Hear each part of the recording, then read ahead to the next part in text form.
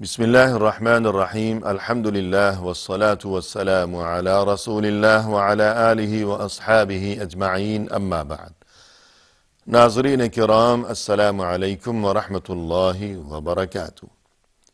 شرح الادب المفرد کے عنوان سے اس پروگرام کے ہمراہ ہم حاضر خدمت ہیں،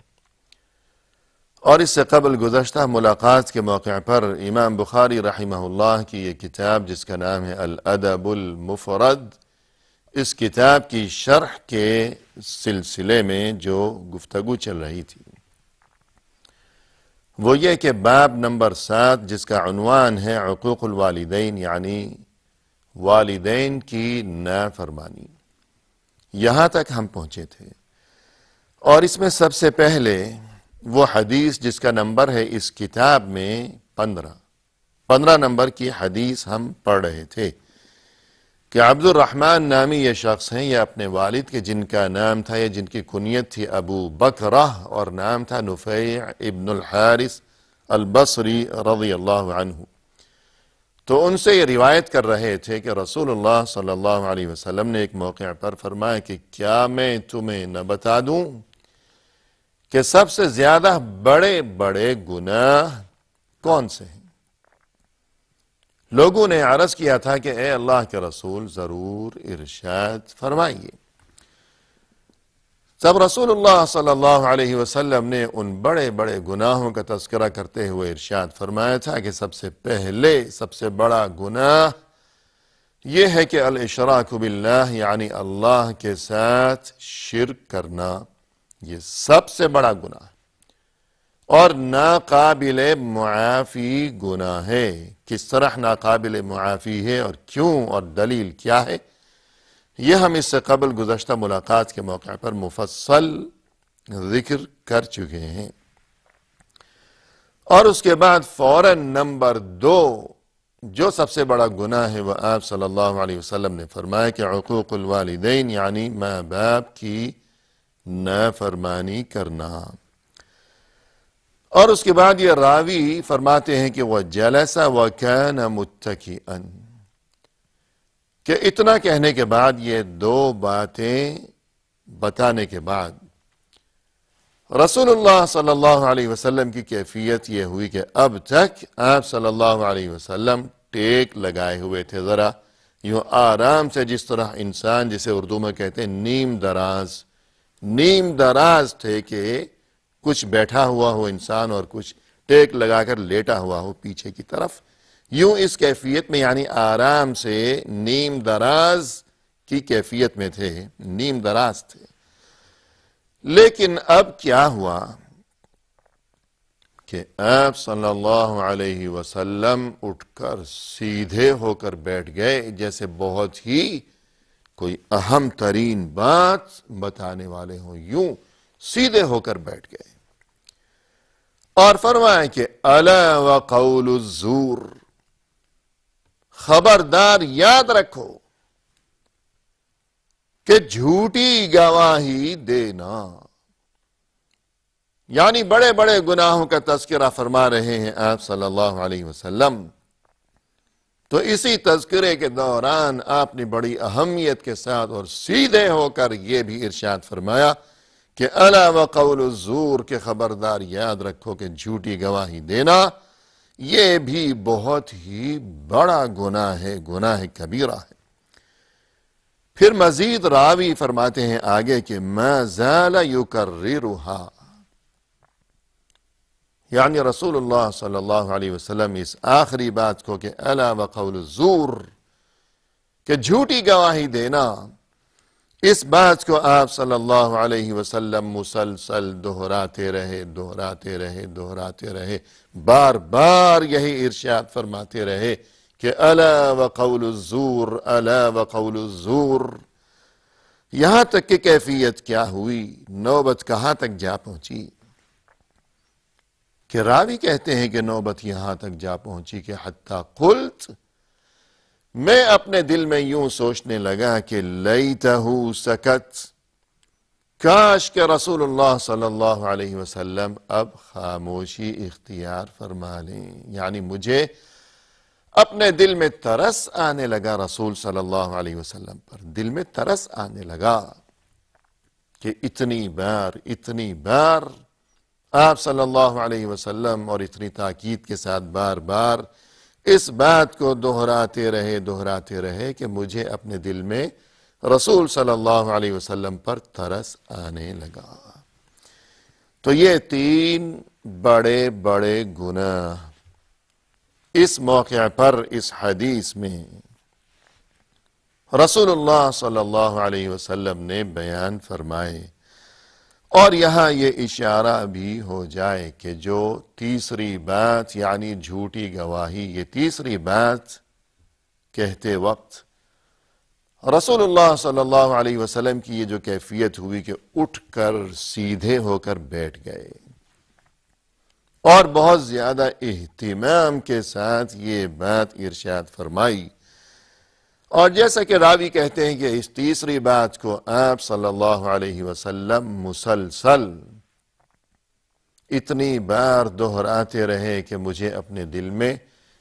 ترس آنے لگا آپ صلی اللہ علیہ وسلم پر۔ تو اس کا یہ مطلب نہیں ہے کہ اس سے پہلے جو 2 باتیں ہیں، 2 گناہ یعنی اللہ کے ساتھ شرک اور اس کے بعد یہ کہ والدین کی نافرمانی، تو یہ مطلب نہیں ہے کہ یہ تیسری بات یعنی جھوٹی گواہی دینا یہ ان دونوں سے زیادہ بڑا گناہ ہے کہ آپ صلی اللہ علیہ وسلم پہلے نیم دراز تھے ٹیک لگائے ہوئے، پھر اٹھ کر سیدھے ہو کر بیٹھ گئے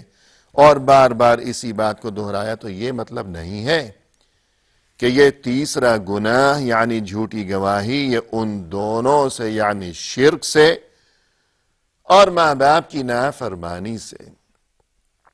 یہ تیسرا گناہ زیادہ بڑا ہے، اس وجہ سے آپ صلی اللہ علیہ وسلم یوں اٹھ کر بیٹھ گئے اور بار بار دہراتے رہے اس بات کو، یہ مطلب نہیں ہے۔ جہاں تک تعلق ہے بڑے گناہ کا اور بدترین گناہ کا اور اس سلسلے میں ترتیب کا، تو ترتیب وہی ہے، سب سے بڑا گناہ وہی ہے یعنی شرک۔ اور بہت سے لوگ، بڑے افسوس کی بات ہے، تفصیل میں جانے کا نہ موقع ہے نہ ضرورت ہے، لوگ خود کو یعنی مسلمان سمجھتے ہیں، نمازیں بھی پڑھتے ہیں، لیکن یہاں بھی سر جھکایا، وہاں بھی سر جھکایا، وہاں بھی دامن پھیلایا، وہاں بھی خود کو رسوا کیا، تو یہ بڑے افسوس کا مقام ہے۔ لوگوں کو سمجھنا چاہیے کہ شرک کیا ہے، توحید کیا ہے، اسلام کیا ہے، ایمان کیا ہے، اور یہ کہ لا الہ الا اللہ کا مطلب کیا ہے، مطلب تو معلوم ہو تاکہ اس کے مطابق ہمارا عمل ہو، اور پھر یہ کہ اس کے مطابق عمل کر کے ہم اس کلمے کی بدولت، اس عقیدے کی بدولت، اس ایمان کی بدولت، اس توحید کی بدولت ہم دنیا و آخرت کی خیر و خوبی کا سامان اور رحمتوں اور برکتوں کا سامان اپنے دامن میں سمیٹ سکیں۔ اس طرف توجہ ہونی چاہیے، جستجو ہونی چاہیے، ورنہ سبھی کچھ بیکار ہے، نمازیں بھی بیکار، روزے بھی بیکار، سب کچھ بیکار ہے کہ اگر انسان کا عقیدہ درست نہ ہو۔ تو سب سے پہلے سب سے بڑا گناہ بہرحال وہ شرک ہی ہے، اور اس کے بعد عقوق الوالدین یعنی ماں باپ کی نافرمانی، اور تیسرے نمبر پر آپ صلی اللہ علیہ وسلم نے فرمایا کہ جھوٹی گواہی دینا، ترتیب یہی رہے گی۔ لیکن پھر سوال یہ کہ رسول اللہ صلی اللہ علیہ وسلم یہ تیسری بات کہتے ہوئے یوں سیدھے ہو کر بیٹھ گئے اور بار بار دہراتے رہے اس تیسری بات کو، کیوں؟ وجہ کیا ہے؟ تو اس کی وجہ یہ ہے کہ جو پہلی 2 باتیں ہیں وہ بہت زیادہ بڑے گناہ ہیں، وہ دونوں یقیناً، لیکن بات یہ ہے کہ ان کی نوبت اتنی زیادہ نہیں آتی کہ جتنی نوبت عام طور پر اس تیسرے گناہ کی آیا کرتی ہے، کہ مثلا سب سے پہلے شرک۔ اب اگر انسان کو معلوم ہو کہ وہی شرک کسے کہتے ہیں، پھر اس کے باوجود وہ شرک شروع کر دے تو یہ تو بہت بڑی بات ہے، وہ ڈرے گا کہ بھئی میں کیوں ایسا کروں، تو شاید ایسی نوبت نہیں آئے گی، ڈرے گا نہیں کرے گا شرک۔ ہاں جو لوگ جنہیں پتہ ہی نہیں شرک کیا توحید کیا ہے اور یوں شرک کیے چلے جا رہے ہیں، وہ الگ بات ہے۔ اور اسی طرح حقوق الوالدین، ماں باپ کی نافرمانی اگر کرے گا انسان، بہت سے لوگ کرتے ہیں نافرمانی، دل دکھاتے ہیں ماں باپ کا، لیکن اگر کوئی شریف انسان ہے، اس کے اندر انسانیت ہے، احساس ہے، شرم ہے جس کے اندر اور حیا ہے، وہ ہزار بار سوچے گا، بار بار سوچے گا کہ اگر میں والدین کو ستاؤں گا، دکھ پہنچاؤں گا، وہ روئیں گے، پریشان ہوں گے، تو دنیا کیا کہے گی کہ ارے اس کو دیکھو، یہ اتنا خراب آدمی، اتنا گیا گزرا آدمی کہ ماں باپ کو ستا رکھا ہے اس نے، نافرمان، تانے دے گی دنیا، جینا حرام کر دے گی، منہ کیسے دکھاؤں گا میں لوگوں کو اور رشتہ داروں کو۔ تو بار بار سوچے گا انسان، اور ڈرتا ہے اس چیز سے، لہذا نوبت کم آتی ہے۔ لیکن یہ جو جھوٹی گواہی کا معاملہ ہے، تو انسان سوچتا ہے کہ بس 2 منٹ لگیں گے، وہاں کھڑے کھڑے جو ہے میں ایک بات کہہ دوں گا اور تعلقات بھی میرے بنے رہیں گے، یوں ان لوگوں کے ساتھ، یہ بڑے بڑے لوگ یا مجھے پیسے دیتے ہیں اور پیسے بھی مل جائیں گے، اور یہ کہہ رہے ہیں، مطالبہ کر رہے ہیں کہ بھئی جاؤ ہمارے حق میں یوں گواہی دے دو، تو ہمارا بھی فائدہ ہو جائے گا، کل ہم بھی تمہارے کام آئیں گے، آج تم ہمارے کام آ جاؤ، کل ہم تمہارے کام آئیں گے، ہم تو حاضر رہیں گے ہمیشہ جناب کی خدمت کے لیے۔ یوں تعلقات بھی بنے رہیں گے، پیسہ بھی مل جائے گا، اور یہ کہ 2 منٹ کی بات ہے، اس میں کیا بگڑ جائے گا۔ تو اکثر و بیشتر ہوتا یہ ہے کہ یہ جو تیسرا گناہ ہے، یعنی جھوٹی گواہی دینا، تو اس میں لوگوں کا ابتلا زیادہ ہے، کہ لوگ اس میں مبتلا زیادہ ہوا کرتے ہیں بنسبت پہلے دونوں گناہوں کے۔ اور پھر یہ کہ اسے معمولی بات سمجھتے ہیں کہ بھئی کیا بگڑ گیا، 2 لفظ ہی تو بولنے ہیں، بول دیں گے، تو معمولی سمجھتے ہیں، حالانکہ یہ معمولی نہیں ہے۔ اور پھر یہ کہ یہ جو جھوٹی گواہی ہے، یہ اتنی بری چیز ہے اور اتنی خطرناک چیز ہے، اور اس کے جو برے نتائج ہیں اور اثرات بد ہیں وہ اتنے زیادہ ہیں کہ 2 لفظ بول دیے، وقتی طور پر 2 منٹ بھی نہیں لگے، لیکن اس کے جو برے نتائج ہوں گے وہ شاید ساری زندگی کسی کی برباد ہو جائے گی۔ زندگی بھر کا وہ معاملہ ہے کہ جھوٹی گواہی کی وجہ سے بسا اوقات کیفیت یہ ہوتی ہے کہ کوئی بے گناہ بیچارہ معصوم انسان، بے گناہ انسان، اسے دنیا کے سامنے مجرم قرار دے دیا جاتا ہے، بے عزت ہو گیا، رسوا ہو گیا، اور یہ کہ سالہ سال وہ وہاں جیل میں پڑا رہتا ہے، پس زندہ سلاخوں کے پیچھے، اس کی تو زندگی برباد ہو گئی، حالانکہ وہ بے گناہ ہے۔ پھر اس کے گھر والے بھی متاثر، لوگ تانے دیں گے کہ دیکھو اس کا بھائی یا اس کا باپ یا اس کا بیٹا وہ مجرم جیل میں پڑا ہوا ہے، کوئی رشتہ کرنے بھی نہیں آئے گا۔ اور اس کے برعکس جو اصل مجرم ہے اسے باعزت رہا کر دیا گیا، وہ چلتا بنا اور بڑا معزز بنا ہوا، وہ معاشرے میں دندناتا پھرتا ہے کہ معزز انسان، شریف انسان، حالانکہ اصل مجرم یہی ہے۔ تو ایسا کیوں ہوا، یہ نوبت کیوں آئی ہے؟ یہ نوبت اسی چیز کی وجہ سے آئی ہے کہ جسے بہت سے لوگ معمولی سمجھتے ہیں کہ 2 منٹ لگیں گے، 2 لفظ بولنے ہیں، تعلقات بھی بنے رہیں گے، آج میں اس کے کام آ جاؤں، اس کی مرضی کے مطابق 2 لفظ بول دوں، کل وہ میرے کام آئے گا اور پیسے بھی مل جائیں گے۔ یہ جو مصیبت ہے، اس کی وجہ سے یہ تمام مصیبتیں آئیں گی، لہذا چونکہ اس کے نتائج بہت برے ہیں، اور چونکہ اس کی وجہ سے یعنی جھوٹی گواہی کی وجہ سے انصاف کا خون ہو جاتا ہے، انصاف کا خون، اور انصاف متاثر ہوتا ہے، مجروح ہوتا ہے، انصاف کا خون کر دیا جاتا ہے 2 لفظ جھوٹی گواہی کے بول کر، اور بے گناہ کی زندگی برباد، اور جو اصل مجرم ہے وہ آزاد اور دندناتا پھرتا ہے۔ آج اس نے ایک جرم کیا اور جھوٹی گواہی کی وجہ سے وہ بچ نکلا، کل وہ پھر کسی نہ کسی کے گریبان پر اس کا ہاتھ کل ہوگا دوبارہ، ضرور بضرور یہی قانون قدرت ہے۔ لہذا چونکہ اس کے اثرات بہت برے ہیں اور لوگ اس میں بہت زیادہ مبتلا ہو جایا کرتے ہیں بنسبت پہلے دو گناہوں کے،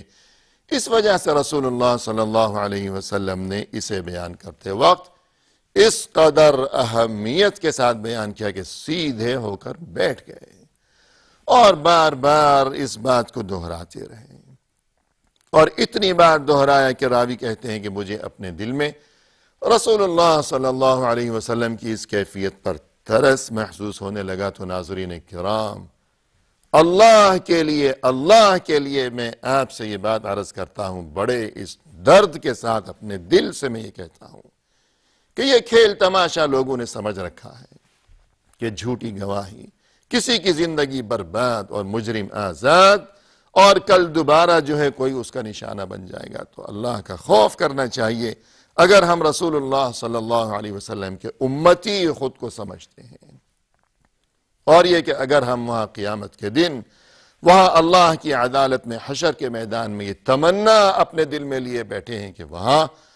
رسول اللہ صلی اللہ علیہ وسلم کی شفاعت ہمیں نصیب ہوگی، اگر یہ تمنا دل میں ہم لیے بیٹھے ہیں تو پھر دیکھ لیجئے کیسی ہے یہ تمنا اور ہمارا عمل کیسا ہے کہ رسول اللہ صلی اللہ علیہ وسلم کی کیفیت تو یہ تھی کہ اتنی بار اس بات کو دہرایا کہ جھوٹی گواہی یہ اتنا بڑا گناہ کہ راوی کہتے ہیں کہ مجھے تو یہ کیفیت دیکھ کر رسول اللہ صلی اللہ علیہ وسلم پر ترس آنے لگا۔ لہذا غور کرنے کی ضرورت ہے، اس بارے میں بہت زیادہ اپنے گریبان میں جھانکنے کی ضرورت ہے۔ اور اسی کے ساتھ ناظرین کرام، ہم آپ سے اجازت کے طلبگار ہیں، انشاءاللہ آئندہ ملاقات کے موقع پر اس سلسلے کو آگے بڑھایا جائے گا۔ اس وقت تک کے لیے اللہ کے حوالے، وآخر دعوانا ان الحمد للہ رب العالمین۔